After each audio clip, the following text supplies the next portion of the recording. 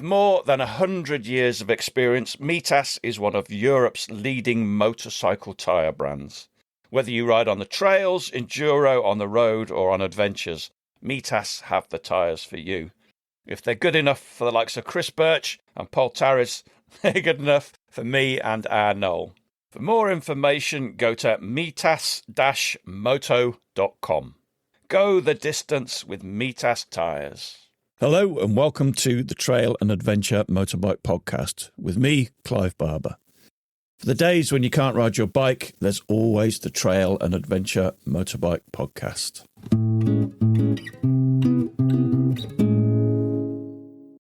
Hello, lovely listeners. We're back again. This is part 2 of the OGA, the Overland Guides Association episode. In the first episode, we talked about what the association was all about, and we've been meaning to do this second episode for a while now, where we dig down a little bit into the detail. Now, sometimes it can seem like a bit of an ad for doing one of the OGA courses, and that's absolutely fine with me because I think the more people that do it, the better, really. What we've tried to do in this episode is give you quite a bit of information, some of the recommendations, some of the course details and content that would be useful for you and your riding buddies. But as they say, there's nothing better than actually doing the 4 full-day course. I think the next one's going to be run in October. I'd say go and book on it as soon as you can, but please don't, because I want to make sure that I get booked onto it first. So that's my plan, to do the one in October. We go into quite a bit of detail about what you should be doing as a UK trail rider, and I'm sure that's relevant to all of the other areas trail riding as well. And then we touch on kit lists and all sorts of different things like planning, communications, and all this kind of good stuff. So I hope there's a lot of useful information in there. Jump on their website and have a look for more information and get yourself trained up and make everything a little bit safer for your riding buddies. Right, let's go on with it. Welcome to this, the second part of the Overland Guide Association podcast. Now, we talked, I think it was about a year ago, at least a year ago, and you introduced us to the Overland Guides Association. And I think, Kelvyn, you and I had a chat at some point and saying it would be nice to actually follow it up with some of the stuff that's sort of more relevant to us as trail riders and potential ride leaders or guides as well, to actually give an insight into some of the stuff that you cover on at least your 4-day course, which I think is the one most people seem to go for. If you haven't listened to part 1, I recommend you go back and listen to that and learn a little bit more about the OGA. But we've got Kelvyn Ski and we've got JP, John Paul Dixon. And it's nice to see you this time. We couldn't actually see you last time. How did you enjoy the summer social? Yeah, it was really good. Yeah, it was nice to sort of hang around with like-minded people. It was small and intimate, so you were able to sort of chat to many, many people, but not feel like you've sort of just lost in a crowd. It was good. I think it was just quite easy going. There was no things that you had to be to. You didn't need to be over there or you didn't need to be over there. So we managed to go out for some amazing little trail rides in the area. Yeah, it was very relaxed, a lot of fun, and we had amazing weather again, possibly too hot. Did you stick around for the TAMP podcast chat show? I was out trail riding, I think. I don't think I got back till then. I'll leave it to other people to say how it's like, but I pretended it was a live broadcast, but obviously it wasn't because we don't have that level of technology. This is the Summer Social, run by Andre from Pink Motorcycles, and I think he's going to do it again next year, so follow him, follow Pink Motorcycles, and you'll see all the information. Cracking event, nice and small, and a lot of fun, very sociable. But yeah, welcome, gentlemen. What are we going to be focusing on today, then? We thought it would be useful to dive deep into what sort of things we cover on the course and see if we can relate some of the subject matter to just general riders, or when you take friends out, or when you plan and go on a trip yourself. Because there's a lot of relatable and transferable skill sets, even though you might not be working in a commercial setting. Some of the ideas, the planning skills and the strategies around risk management and so on are quite useful, and they're not all boring, and it's not like HSE, oh my God. The interesting stuff that we like to do when we aren't there yet, we get our prep head on. A lot of us do actually lead rides. Whilst I don't have any plans to lead rides in the Himalayas any day soon, I will quite often lead rides either with friends, with TRF or with people that are passing through. I quite often get messages from people saying, Clive, I'm coming to the Lake District. Can you send me a GPX? And if I can, I'll actually go out and guide people because it's just an excuse to go out riding. So it'd be interesting to know how to do that properly to reduce risk as much as you can. And obviously free yourself of some level of liability, I guess. Tell us a little bit more about what the OGA is.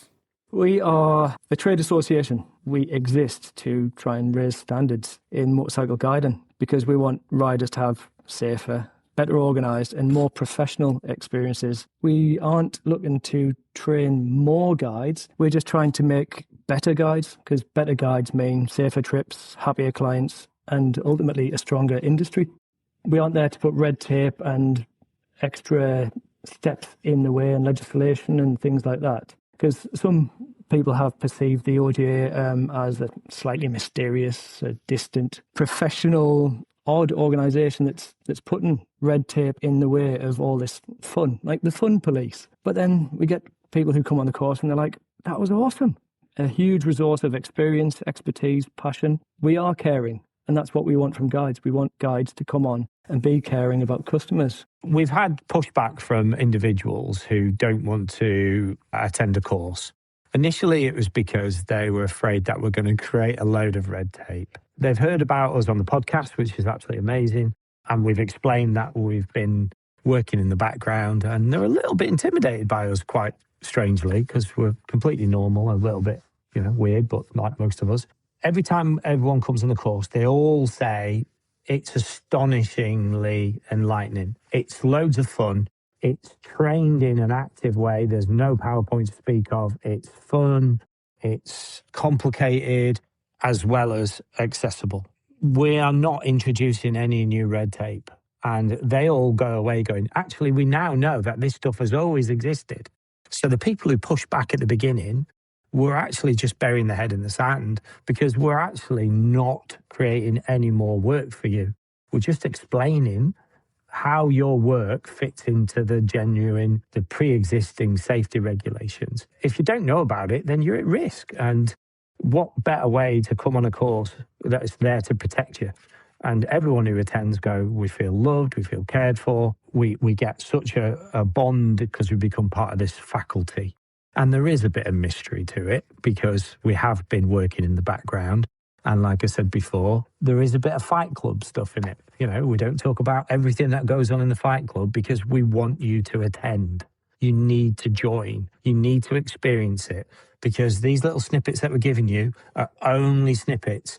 You're not seeing the whole picture. And if you're working in the industry or you're playing out with your friends, you're going to benefit from everything that we've learned over 40 years of experience.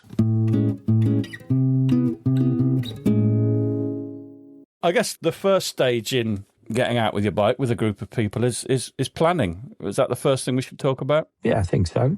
And as usual, when you're going out with your mates, you put a post out to your friends and there's 50 people engaged. And then on the day, it's just you and maybe one other. So that's the difficulty of going out with your friends, sort of organising timetables. From our point of view, we have a different duty of care. We have legal responsibilities. And I think the takeaway of that is most of those responsibilities are based around morals. Without getting on my high horse, it'd be quite handy to know if one of us has got a medication problem or one of us is scared stiff of heights or something like that. So when we're planning our trip, we don't basically put them in a crappy situation and we can't deal with it. And sometimes that just means we've just got to ask the right questions. I know that we don't want to make it into a formal trip, but it's quite handy just to say to you, look, mate, I've got some GTN for my ticker and it's in my rucksack. So if I leave my rucksack somewhere, then it's going to be a problem. Can you keep an eye on it for me and you know where it is? So I'm kind of the opposite of that. I delight in taking so-called friends, but I'm the so-called friend, up some of the most difficult lanes in the Lake District and obviously riding up it and coming running back down with my camera to film them falling off. Are you saying perhaps I shouldn't be doing that? That's all fun. That's part of riding, isn't it? But I think it's changing things when we first arrive, when we meet up as a group of friends and there's a friend of a friend there who you might not know if they've got any underlying medical conditions. So you take them out, you change their activity level. You make them work a little bit harder than they normally do, and you put stress on something that's underlying with them. We don't do it often enough, but it makes sense to say, look, before we set off on this ride, has anybody got anything we should know about each other? What are the sort of questions that then you would be asking if you were officially guiding somebody? If you're officially guiding, as in you're taking money for it, and that's a big grey area now as well, you would ask them to complete a pre-ride questionnaire. You would ask them for their next of kin details, their medication, their medical problems that's pertinent, and allergies and so on. That bit of information would fundamentally land on your desk. You'd also be asking things like, can you ride? And everyone gets that wrong, though. They either lie because they're awesome or hide the fact that they're not so good. Or they just don't know how good they are because they've not, say, raced or something like that. That pre-ride questionnaire would try and sort of encompass as much information as you can. And then in a guiding setting, you would be contacting them before they attend to say, right, mate, we're going for a ride. Tell me a little bit about yourself. What's changed? Any new medication problems? And then they say, oh, yeah, I had a stent fitted last night.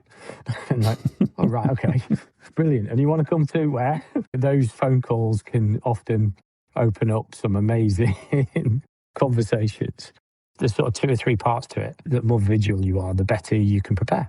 One of the things you talk about is assessing people's riding skills. You have like a formulaic approach to work out how good or how not so good people are, and then you would potentially adjust the route accordingly. I mean, presumably, if you can't do a 10-foot wheelie, you're not allowed out. Can you do a 10-foot wheelie? Of course I can. I can do anything on this podcast.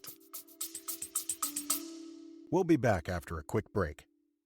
Today's exciting episode is brought to you by Adventure Specs Super Shirt 2.0. 2.0? Yep, it's a new version. It's got the flow armour, which is a lot more breathable, and yet it's still CE AA rated. So it gives you both impact protection and abrasion resistance. It's an absolute game changer. It is actually, because you completely forget you've got it on. The armour's really soft. I even find myself checking to see if I've actually remembered to put it on sometimes. It still feels wrong, doesn't it? Yeah, it does. But it's the first thing I put on for all motorcycling activities, basically. I even wore it and you mocked me when we were doing some trials practice. Thank God you were wearing it that day, because I don't think you'd be with us today if you hadn't been wearing it when you got on the trials bike. It wasn't that bad. It's even been crash tested on an actual human, which I don't think any other garment has ever been tested that way. They threw a man down a runway wearing one, didn't they? It was actually quite scary to watch, but he came away unscathed, which is pretty good news. What do you wear over the top of yours? Well, you know I'm a bit of a hipster, so it's usually a check shirt and a very long beard. Just something to hide the coffee stains? Yes, the very rare blend espressos that I normally drink. Nice. So there are sizes for all, from small to, I think, triple XL. It's quite stretchy as well, so it'll fit women, and it fits fatties like me too. To get your super shirt, head to adventurespec.com.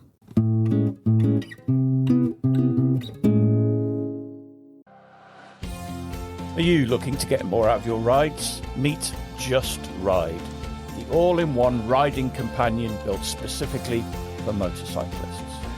Whether you're chasing the perfect route or heading out with friends, Just Ride helps you discover incredible roads, stay connected with group navigation, and ride with extra peace of mind thanks to crash detection and emergency SOS. From planning your next big adventure to navigating every twist and turn on the day, Just Ride brings everything you need into one place. Pre-register now at justride-app.com and you'll get a free 7-day trial of Just Ride Pro when the app launches this June at the ABR Festival. Just Ride, where every ride connects us. Discover incredible routes, ride safer, and stay connected.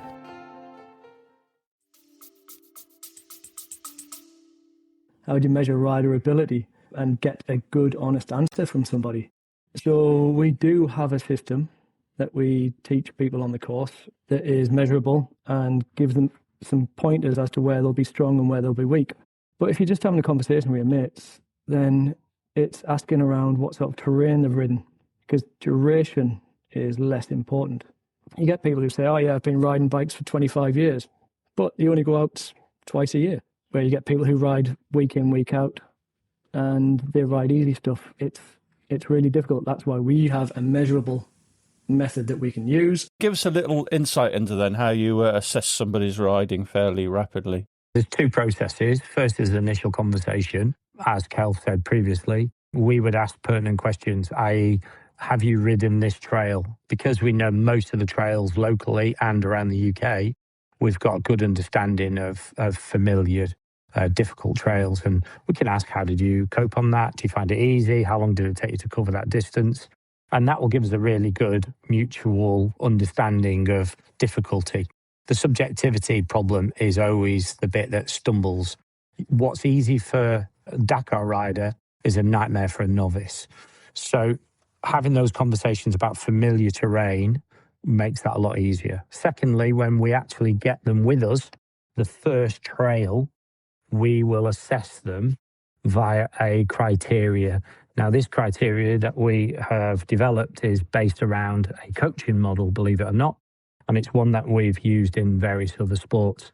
It fundamentally assesses body position, and those body positions will indicate if they're in an adaptable place to be able to react to the terrain. Obviously, things like feet sticking out are going to come a cropper in certain locations, like ruts, etc. So we're going to systematically profile your body position on the first trail. So that means we're going to let you go past. We're going to see what you look like. Because we've analysed this, we're going to say, right, we know that if you're in this position, you're going to have problems in this type of terrain. And therefore, we can either adjust the behaviour, i.e. potentially correct it because we have to for safety reasons, or we can actually alter the terrain by changing the route. And that happens extremely quick. So the process has to be extremely simple, but accurate. And the system's been developed over about 15 years of assessing riders. It's quite unique. We all kind of do that, don't we, when we take people out? I quite often let people ride up the first trail in the Lake District. It takes you up to the Fox. And now it's one of the trickiest lanes in the Lake District. It's got steep bits, it's got big rock steps, and it's a little bit technical. And from then you can kind of make a decision as to whether you're going to do some of the other lanes that are a bit more difficult. But I guess we all do that to a certain degree without having the methodology, right? We need it to be measurable, because these guys that we're training and the guys that come on the course are working in a commercial environment. Yes, we do it inherently, but these are the things we're looking for. These are the things we measure against. And that's what leads us to make our decisions. On decision making, I'd probably question you taking people straight up Drysdale to the Fox. Yeah, I didn't say I was any good at it. I think the hard bit is to be able to justify it. So if I said to you, Clive, the last person you took up there, can you explain their riding position and where they would have struggles? No, of course not. Intuitively, you might get I just know whether they've fallen off or not.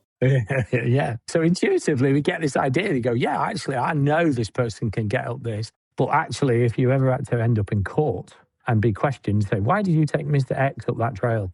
And then I can turn around and say, well, actually, in our ride assessment on the initial trail, I saw A, B, C, D, E that matches our profile and our process. And this is the standard that we assess riders by. And it's across the board. Everyone does exactly the same. Makes it a bit easier. It is annoying that we have to do this. And this kind of brings me to my next question, really, because we all know, everybody that rides a motorbike knows it's a risky thing that we do. And we do lots of things to mitigate the risk as far as possible. So you might do advanced rider training. You wear a decent helmet. You wear body armour. You do all that kind of stuff. You try not to ride like a knob. Oh, for fuck's sake.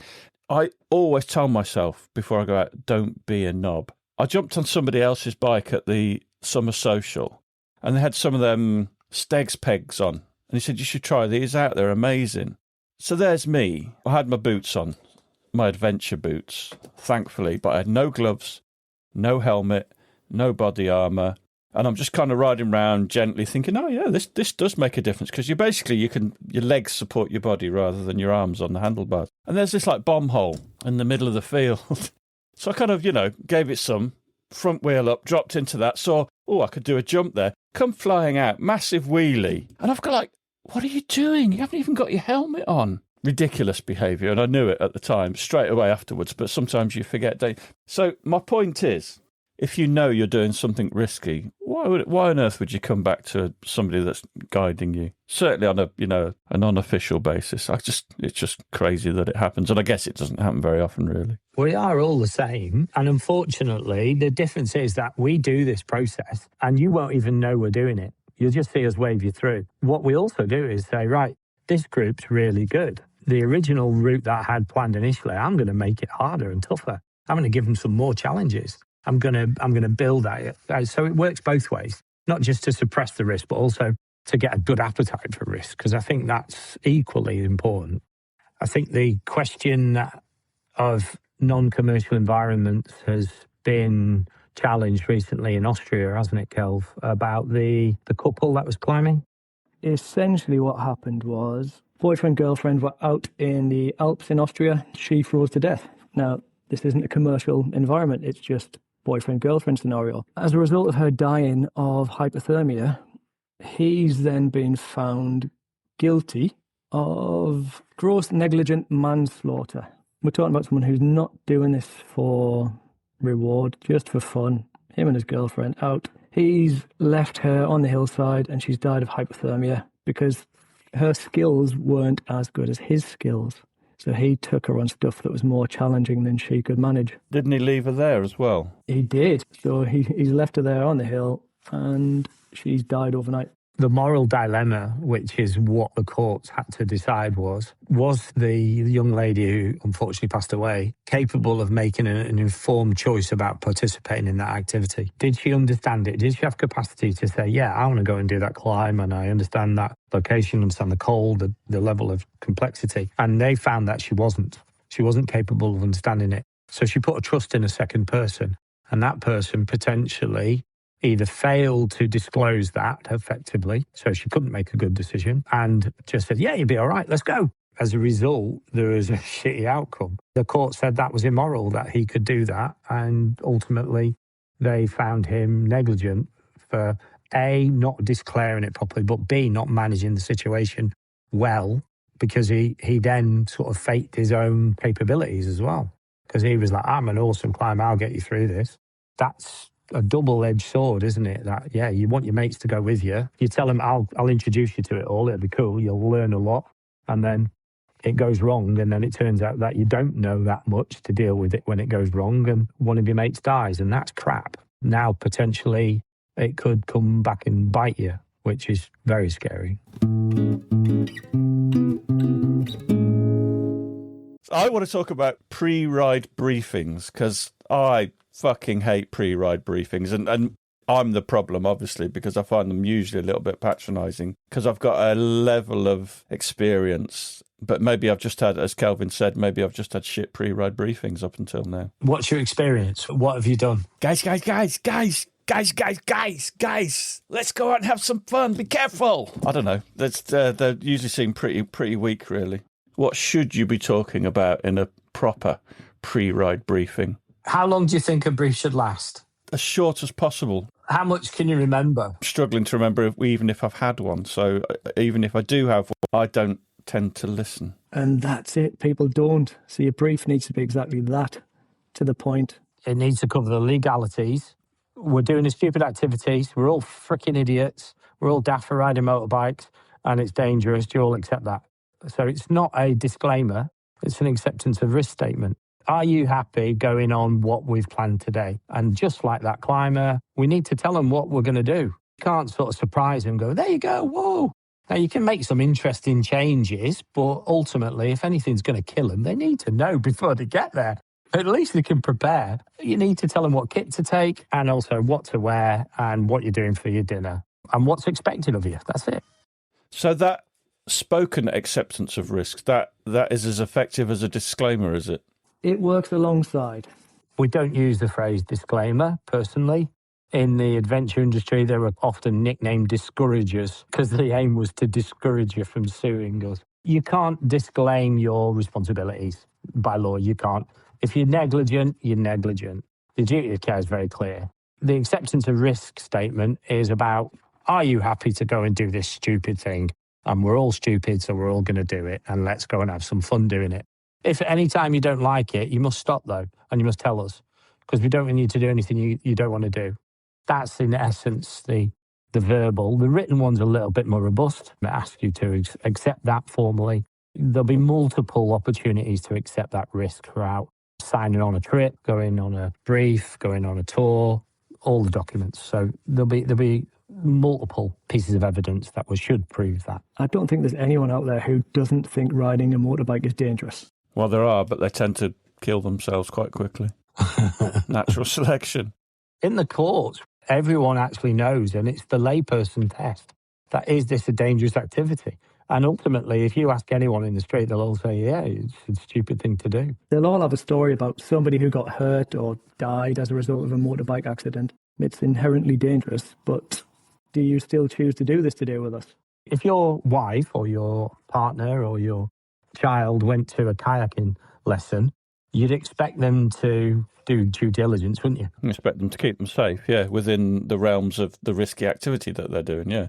But for some reason, we suspend that for ourselves when we go ride motorbikes. And that's the weird bit about motorcycling, that people go, oh yeah, we're idiots, so therefore we're just going to take unaccepted risks and so on. But normally it's about our family members who raise these concerns as well, just the same as I would be if my son went kayaking or my wife went mountaineering. Did we get to the bottom of pre-ride planning? We talked about route planning. We talked about talking to people to gauge the level they were at. Is there anything else we should be doing in pre-ride planning? Your rights of access is the route you've planned, and how have you planned that route? Have you got any opt-outs, any shortcuts? Well, that's an interesting one, isn't it? Because if you do have some tricky bits like the Fox up into Grisdale Forest, there is a way around that if people don't want to do that kind of thing. Not with me, there isn't, but potentially there's a difficult bit coming up. Do you want to avoid it? Go that way. If not, follow me. I definitely think if you're going to plan your trip, don't think of it as distance, think of it as time. That's a good little tip. Think how long you can actually ride for, because you, Clive, being a riding legend, that's correct, would probably cover those trails 10 times faster than me. So a novice, say, for example, or someone who's new to the sport or new to the activity, would take half an hour to cover, say, a track where a competent rider might only take 5 or 10 minutes. If you work on distance, ultimately, then you can screw up your whole planning. You do need to know who you've got with you and how fast they're potentially or comfortably going to travel. And that way, then you can work out an effective trip. Don't plan linear routes. You can still go from A hotel to B hotel, but put a load of squiggles in it that you can cut out if you run out of time. That's important. Always have escape routes, always have cut-off routes, always have local cafe so, you can get your tea and cake.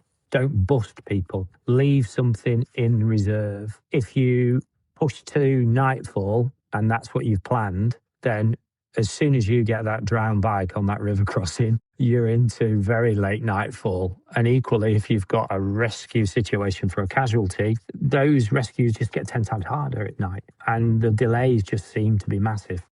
A 4-hour rescue for a mountain rescue could end up being a 12-hour one throughout the dark periods of early morning if you're not careful. So plan your trip to go, right, not too hard at the end. Don't just go, I'll just do that real bastard lane at the end. Keep that for earlier on. Keep the easier ones where we're all knackered. I think that's a good little trick. You've started your route. You're just about to set off. Where, as a guide, are you positioning yourself? Do you have a tail end Charlie, somebody that you know and trust? How does the actual riding, guiding bit work? If you've got a tail end Charlie, that makes your life so much easier, doesn't it? Especially if it's someone you've ridden with in the past. So have you got a good mate that you ride with often? I used to have, but I don't talk to him anymore. Was that the other guy that was on the podcast? Can't even remember his name, to be honest. Yeah, if you've got a tail end Charlie, God, it makes life so much easier, doesn't it? Whether that's just out with friends or in a professional environment, because you can concentrate on your job at the front of navigating and dealing with anything that's going on, and they've got eyes on the group all the time. But we work on the basis that a lot of guides do work solo. And so where are they best? Leading from the front and working as the sat-nav for the group? Or are they best off leading from the back, keeping an eye on the group? But then how do you know that they're going to make the right turn at the right time? The answer is that it depends. It depends on the scenario at the time. the terrain that you're on, the group that you're with. Is this first thing in the morning? Is it later on the day? Have you got to know your group? Things flow much more nicely and you can move around the group. Give them a little bit of freedom. Let them feel like they are on their own at that point. They've got clear, non-dusty trails ahead of them. They can crack the throttle open a bit more, enjoy themselves. And you're then at the back keeping an eye on them. But that only works when you know the group and you know the terrain. If you hit a nice long trail, you can just let people go because they're not turning off anywhere as well. Yeah. As part of the guys' training, without trying to sell it, we have dedicated identified systems with names. And one system will be used for solo guide with a number of riders. And that will be a relatively small group. And you're taught to manage the group in that format, including allowing them to be in the best possible useful place. And then once the group size changes, or the difficulty changes, we've got another system where you might have a leader at the front and a tail end charlie at the back. And that's got a whole system as well about how we communicate, how we effectively manage groups, how we split up when we need to. And then when we get to more remote, more challenging environments, then we start adding in different resources. So we might have a support vehicle that acts as a sweeper. We might have a medic who rides in between the group. Say, for example, we're traveling through Morocco, and then we might have outriders who are actually 2-3 hours ahead of the group assessing routes. We've got all sorts of systems that have got actual real life names. We train you in it. So that ultimately I can say, use this system with this group today. You'll know exactly what the plan is and how to do it, and how you manage those dynamics around the individual is quite adaptive. So it's literally not follow me, like the sort of French mountaineering guide. Allez, you never see him. You just see him at the end, at the top of the mountain, and he wants his money off you. It's not like that. It's definitely more customer based, but the systems are very adaptive and they give a lot of freedom, or perceived freedom, so that people can really stretch their legs, have fun riding and so on. We're not taking away the fun out of this at all. Honestly, we're actually, you wouldn't know the system until we point it out to you. Presumably you build in brakes, like you mentioned gates. So you take those natural brakes, well, there may be natural brakes as well, just to check on how people are doing as well, I guess. Absolutely. Squashies. Squashies are the official suite of the Overland Guide Association. We're sitting at somewhere around 200 guides trained up. I keep getting sent photos now on WhatsApp of squashies in random places. They're a great little pick-me-up, as is any piece of like jelly babies, chocolate, whatever. When you stop at a gate or a natural toilet break or photo stop, you just hand out a bag of sweets. Everyone's like, yeah, awesome. I feel good now. If I am riding with 4 or 5 other people and I'm the only one that knows the route, presumably I'm going to be at the front. Are there certain things that I should be doing through the day, as we've just said, checking on people? Is there anything else that would help? Throughout the day, you are not always relying on that person leaving. You're going to have eyes on them. There's a lot of turning around and checking the last rider, and you're going to optimize your position in the road to potentially do that in a safe, manageable way. Furthermore, you'll be checking fatigue. You'll be checking for riding position starts to shift and change. Someone is historically or repeatedly dropping the bike. That would be an indicator to say, right, we need to change what's coming next. We can't go and do the tough trails now because Jimmy's knackered, say, for example. You're going to continue looking for the usual sort of states of mind and mood. Are they having a laugh? Do they need rest specifically? There's nothing worse than playing catch-up, is there? We'll often do the whole tour guide thing where you go, right, everybody, look at this. This is Dick Turpin's Bridge. Sometimes we don't even know what it is.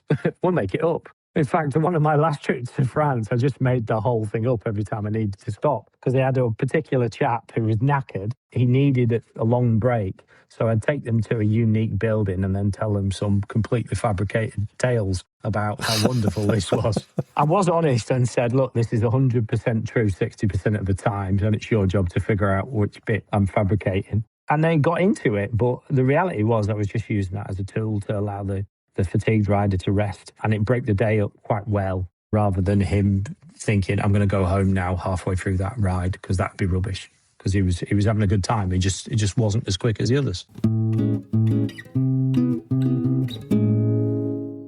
One thing I was intrigued about, obviously with Sennas and Cardos, communication is so much easier, but there's no guarantee that everybody's going to be on the same headset. So how do you communicate on a trail ride? And I guess stopping is part of that. But what's the best way to communicate with people? Do you have set hand signals, and would you warn people beforehand? Yeah, just the normal hand signals. We don't invent new ones. There's that one. Do you know what that one means, Clive? For those watching in black and white, he's patting his head with his left hand. That's on me. That's come to me. Arm waving out to the side. Slow down, presumably. What's about this? Raised fist in the air, up and down. Let's go for it. Go for it. A little bit power. Which often we don't use because we don't want to send anyone off a cliff. What about that one? I think this will be common for a lot of trail riders. Finger winding in the air. U-turn. You've just messed up. We do use comms, but if you've got a group of 6 and say you're spread out, unless everyone else has got comms, the person at the beginning and the person at the back aren't going to be able to communicate well because there's trees and hills and stuff in the way. We have used VHF radios and PMRs. That works, and that's handy if someone breaks down or stops and you want to inform the leader that you need to just hang fire and wait for us to catch up because Jimmy's fell off again type thing. I always ride with mirrors, and I certainly find those helpful when I'm leading because you're not having to turn your neck around every time. You know there's 5 people behind you. You count the bikes and off you go again. Until you get somebody who's not part of your group dropped into the middle of the group. On longer distances, when Sennas and stuff break up and you've got a tail end Charlie, just a phone call on the headset works really well. I think I mentioned this on the first episode. One of the things that really annoys me is when you get people riding up your chuff. Somebody, for some strange reason, is like 6 inches off your back wheel constantly.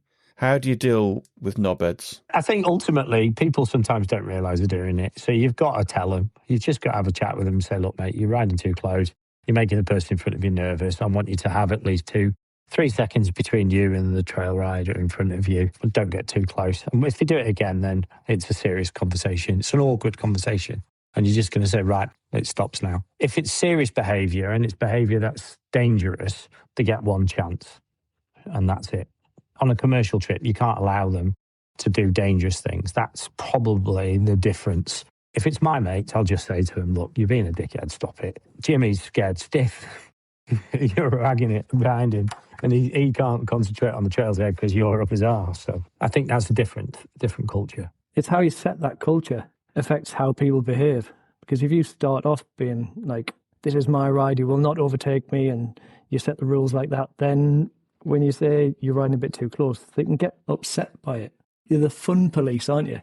If you're a bit more casual and relaxed with it from the start, and it's a fun day out, and you're like, right, you're riding too close to me, man. Just fucking... In Morocco, what we did, obviously the guys that live there just used to riding there, and they ride every day, so they're fairly quick anyway. But certainly on the first day, the pace felt quite rapid to me, because I'd not ridden for a while. And in the end, what we did was like, just said, look, okay, anybody that wants to ride a slightly slower pace, that's what I'm going to do. I'm going to slow down from now on. And that's what we did. And it just meant the people that wanted to ride that little bit quicker were more competent, probably. They actually rode ahead, let them go first. We'll be 10 seconds behind you. We call that natural seeding. So in a race, when you do your sight and lap, you get seeded in your position. So that's the same sort of process in the sense that as you ride in the first half an hour, then people will, who are more capable and competent, get through the difficult terrain and ride a little wee bit quicker. So we allow that to happen. The big problem is if you're the guide, that means if you're at the front doing a lot of nav, the people who really need you aren't near you. The people who really need you are at the back. So you have to be very careful about that because, you know, it's really easy to sort of ride to the standard of the fastest people behind you. And then ultimately you put so much pressure on the inexperienced or the less confident or less competent. And that's when accidents happen. I would say that's probably quite a big trigger. So if you're going to do that, make sure you give the opportunity to let the group go past you on certain sections. So then you can sit at the back and sit with the people who really need you, and you can keep an eye on them and pick up on any problems that they're having, any riding position issues and stuff like that. Now, I'm not saying coach them, but you can adjust as you go, you know. Yeah, who didn't spoil anybody's fun, and we all got home alive. Did you fall off? Only in the sand. I don't tend to fall off these days, but when we were in the big dunes, I probably fell off about 4 or 5 times. Did you do Cathedral Dune? We did. Oh, man. It was It was a near religious experience. I keep saying this to people, you see these people cruising around dunes and it looks amazing and you think it can't possibly be as good as it looks, and it really is magnificent. The only issue is when you do drop your bike, you've got to pick it up. You try and lift the bike, but your feet just slip back in the sand instead. Sometimes you need, God knows how rally racers cope on their own, but it was handy to have 2 or 3 people there to help you lift your bike up. One of the jobs I had was working in Morocco with a very well-known rally company, and we had 45 riders doing the old Dakar route. They did an evening sunset, get everyone to the top of Cathedral Dune. And as you know, it's massive. It's like 600 metres, I think, maybe a little bit smaller. And the run up to it. And we managed to get everyone on the top for sunset. It was brilliant. Managing dune riding is a completely different set of skills. It's a different world because people can't get up the same thing you can't get up, and they have to go round. And if you don't quite make it, you might come within like 3 foot of it, but it's actually easier just to turn your bike round, go back down and come back up again. And then you've got the really steep drop-offs on the other end sometimes. Obviously, working as guides and medics in that situation is phenomenal. It's a really real good privilege to be there. But equally, your head's on a swivel because you can't guarantee that everyone's going in the same direction as you just because of that reason, People need to go around a bowl 3 times to get up and over. And it's really easy to lose people as well because you've only got to be on the other side of the dune that you've just come over and you can't see people. And they can't get to where you are as well now. It's a very interesting challenge. And there are techniques to do that. It didn't seem like an issue. It is seamless. You wouldn't know. It just feels like a trail ride. And it's only when we sort of give you an insight into what we're doing and why we're doing it that you get that sort of inception concept where you go, I'm inside something that I never realised was there. It's very, very intriguing. And once you see it, you can't break away from it though.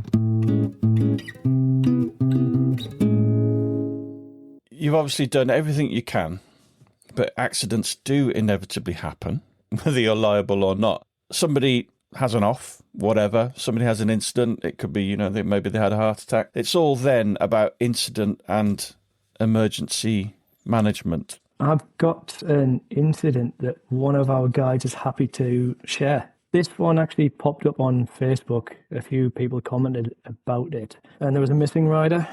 He'd been left out overnight. Not with a guide. He'd been out riding solo. Phone wasn't working and people had been out overnight looking for him. It was one of our guides that was first on scene the next morning. He was doing a Rally Moto icebreaker challenge. It was only 2 months after he'd done his level 2 OGA course. Then he said he felt really well equipped to take control of the scene. He assessed the casualty, he called the emergency services, gave them an accurate location, despite being several kilometres away from the closest road. He ran through his first aid training, did regular obs on him. He was worried because the guy being out overnight, he was hypothermic. He had some breathing issues, turned out to be a punctured lung, and he was actually hypothermic. But the guide had all the right kit. He had a group shelter, had some spare layers, and the air ambulance arrived 45 minutes after. He then gave them a comprehensive handover from notes he'd written and assisted them through to loading the guy into the chopper. That casualty had 8 fractured ribs, broken clavicle, a punctured lung, and his temperature was down to 34.5 degrees. He was very lucky to survive, wasn't he? He was in hospital for a week, but he's on the mend now. None of us ever set out for a trail ride or a guided trip or anything like that expecting an emergency, do we? The guide is the person who is already thinking about it. Obviously, the story I talked about, it was unexpected. It wasn't one of the group. It was something you just came across. Part of the guiding thing with the incident planning is to have it there in your mind. What am I expecting to see? There's definitely a different skill set. First aid is absolutely fantastic. It's the initial link in the chain of survival. Most of it's written for the urban street. In relation to trail riding, which is high mechanism of injury, i.e. often big stuff, big injuries, big speed, big heavy weights landing on you, you're going to get lots of horrible injuries if it goes wrong. You get away with it all the time, but when it goes wrong bad. Your first aid training, in my personal opinion, obviously I'm biased because we train people to work in remote settings, should be upskilled. We should be now really working through protocol-driven first aid, remote settings, understanding environmental issues, understanding simple things like as soon as you start to get cold, your body stops clotting. You don't get told that in basic first aid courses. So that's really important. And if your body is 37 degrees and the floor's 18 or 15, even though you're really warm walking around, the casualty is losing heat. If he's lying on a cold floor, then it's affecting his clotting. So he's got big injuries. And that's a different world. I would say come on the first aid course or do any first aid course that's specific around your activity. Don't go and buy the off-the-shelf course. Go and do one that's around your activity. If it's canoeing, go do some aqua stuff. Learn about drowning, learn about how to deal with that. If it's paragliding, go and learn how to deal with frostbite at 4,000 meters and stuff like that. Make the first aid part of your toolbox. So now it's specific, just like our tools. Our tools are fit for our bike and our ride. That's what your first aid should be like as well. So you mentioned the kit list. What sort of things should you be taking with you? And again, you mentioned the cold weather. So if you can put somebody in a shelter, get them off the floor, I guess, then you're going to keep their body temperature nearer to where it should be. What other sort of things should you be carrying with you? From the Olimoto podcast, I always have in my glove box and in my backpack a trauma bandage now, just in case. The Lawnmower kit is good. I want to give another mention of another British company, Superlight from Summit Bothy Bags. They do one that's, as with most outdoor kit, you pay more, you get less. It costs you more, but it packs down smaller, which is exactly what we want for on the bike. And people are then more likely to carry it. Other bits of kit we might carry as a guide, aside from the first aid. How are you going to deal with a broken bike? We make sure we have a tow rope with us. Basic tools. Now, you can't have the tools for every bike. Can you ask your riding buddies or your customers to make sure they've got their own toolkits with them? The stuff that's specific to their bikes, because what fits a CF motor might not fit a Honda. Other kit. Obviously, the first aid kit needs to be trauma biased as well as environmental biased. So again, following a protocol. Catastrophic bleed is something that, God forbid, anyone comes across. But the days of old of pulling your belt off and trying to create a tourniquet in 3 minutes while you bleed out just doesn't work. So I would always carry a tourniquet with me. I'd always carry a roll of gaffer tape as well and a couple of little bandages. If I can't improvise a lot of things with that and the things that someone's wearing, then I've got a really big problem. Obviously, as I get more remote, I'll carry more kit. Obviously, UK, we have the facilities of the amazing emergency services. Sometimes they get delayed. So group shelters, something to keep them warm, something to feed them, squashies. You need fuel to stay warm. The brain needs sugar. Your body needs fuel to produce internal heat. We need that. Your toolkit needs to be as light and as adaptable as possible. Like Kelv says, you don't need to carry everything. Our philosophy is we're going to tow you to a place where we can get it fixed, if towing's legal in that country, or at least to the trail side so that we can get you a van or something like that and get you out of that situation. It's a lot easier to tow a bike out with a broken clutch than it is to push it. And it doesn't have to be a rope, it can be webbing, so it packs down a lot smaller, of course. And a lot of us have webbing on our bike, isn't it? So we can interlink that together. Necessity is the mother of all invention, so improvise stuff that is not time critical. I'm 100% behind that idea. If you're not got to do it quick, you can do it slow and improvise it. Other pieces of kit, you need something to be able to carry someone.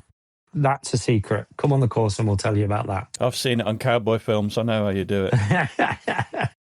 Kit-wise, I would say knowledge weighs nothing. Definitely take as much of that as you can. Part of your first aid, one thing Ollie wouldn't talk about was applying a tourniquet, because obviously that basically means that potentially somebody's going to lose that limb if you do put a tourniquet on, and you need to know how to put it on properly. Is that something you cover on your course? Absolutely. Yeah, we cover a range of quite significant interventions to major trauma. Obviously, I can't teach you on a podcast on how to do it because somebody will try and mimic it and not understand it. So you do need to have effective and professional training. But yeah, there is things you can do, significant things that can save a life above and beyond the sort of bog standard normal first aid. And it's achievable for everybody. The key is, like we mentioned before, once you learn it, that's just the beginning. Part of the OGA, we do monthly scenarios. We post it within our members group. Everyone pulls it apart. They use the protocol to understand it. And we use it as a learning tool and a refresher tool. You're also able to come on a course for a couple of quid anytime you want, just to get a refresher and keep your CPD going. And you can come and play casualties. And I think that's a really good thing. You should come on one of the courses and play casualty, Clive. I think you'll love it. I could be the old fat bloke that's just had a heart attack. Yeah, we could do that. All right, let's think of a good spot to end this on. Have we talked about everything we wanted to talk about? I've kind of ticked my list off, I think. I want to cover the scopes and areas of operation because I think it's worth the public knowing when they go on a trip. If they use a tour company, what sort of things is different on different trips and different tours? The OGA breaks down geographical zones, specifically around resources. So in Europe, we have quite an effective medical emergency provision. So somebody's going to come and get you. Thunderbirds will arrive. They might be delayed, but they are coming.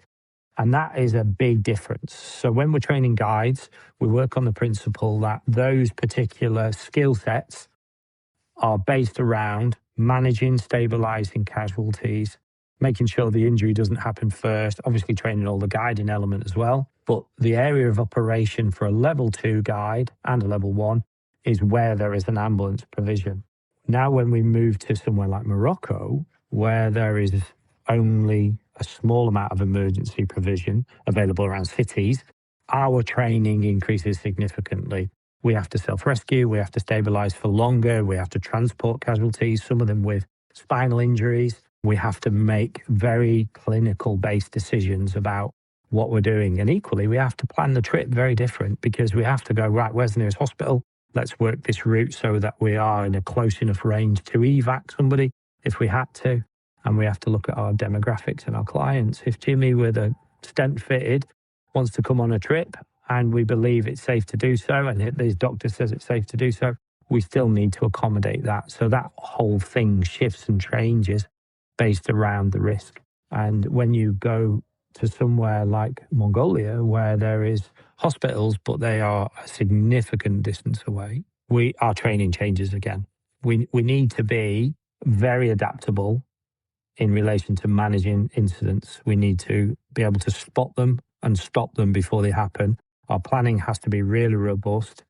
Our resources like support vehicles, stretchers, medical provision, and our medical skill sets have to be greater.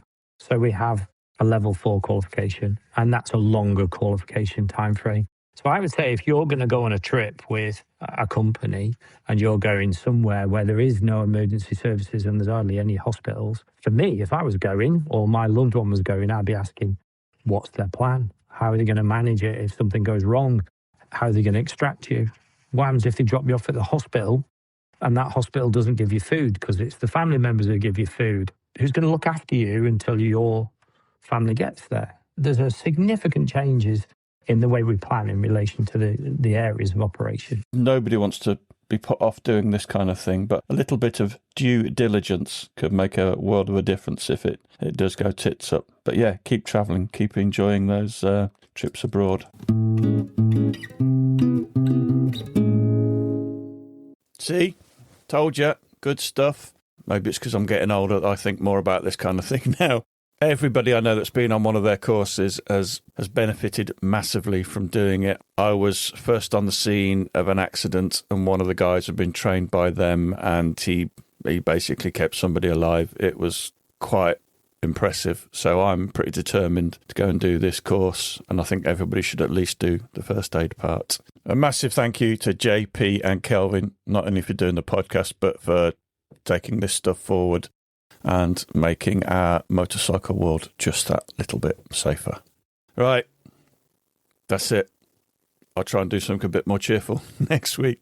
All right, see you later.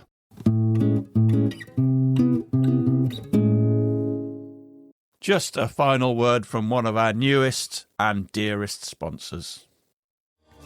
If you've ever dreamt of riding across the vast desert plains, carving through remote mountain passes, or cresting cathedral dunes, Wilderness Wheels in Morocco makes it real.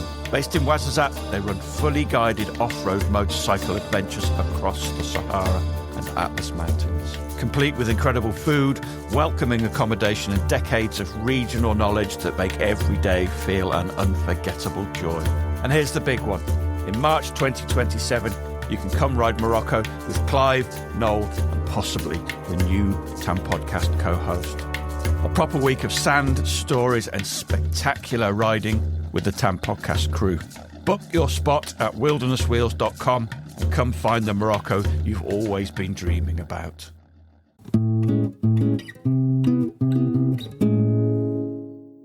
Thanks for listening. We really do appreciate it. You can follow us on Facebook and Instagram, and if you really appreciate what we do, please consider supporting us on either Patreon or Buy Me a Coffee. Links are available on our website, tampodcast.com, where you can also go to our store, that's a shop in English, and buy some branded stuff. Please keep listening and, more importantly, spreading the word.